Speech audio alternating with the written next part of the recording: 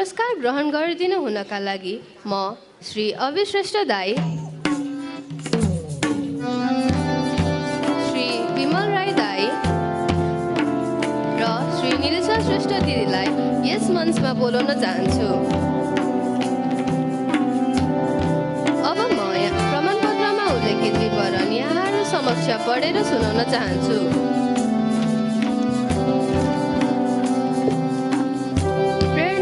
Pratibha Puruskar established on 2017. Letter of Appreciation. Mr. Avi Shrestha has been rewarded this letter of appreciation with cash prize for securing second highest position among the boys in secondary education examination 2081.